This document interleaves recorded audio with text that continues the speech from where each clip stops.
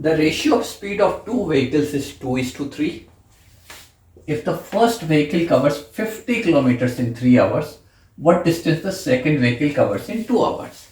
दो गाड़ियां हैं, उनकी स्पीड जो है 2:3 के रेशियो में है. तो इसमें जब आप आंसर निकालो थोड़ा ये ध्यान रखो कि आपका जो है जैसे सेकंड वाली व्हीकल फास्टर होगी, क्योंकि फर्स्ट वाली व्हीकल के मुकाबले जो रेशियो है वो 2:3 का है.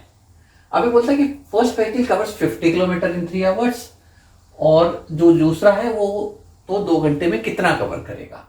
तो अब हमें पता होता है कि distance is equal to speed into time. Okay, तो पहले के केस में अगर हम बोलें तो हमारा d1 हो जाएगा s1 इंटू t1. अब हमें क्या क्या दिया हुआ है, हमें ये दिया हुआ है 50 किलोमीटर है, हमें दिया हुआ है ये 3 आवर्स है. तो s1 कितना हो जाएगा d1 अपॉन t1 यानी कि 50/3 kilometre per hour.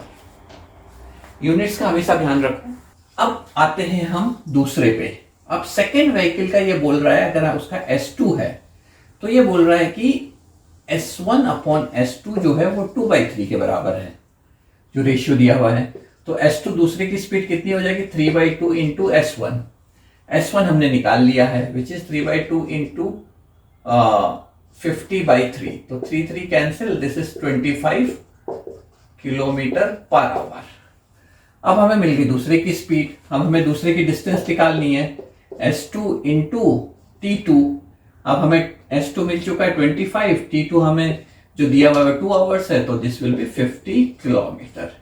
So that is how you will figure out the answer. This was pretty easy one, but थोड़ा ध्यान रखिए, यूनिट्स का ध्यान रखिए और जब आप कैलकुलेशंस कर रहे हैं तो ध्यान रखिए, it will fall in place.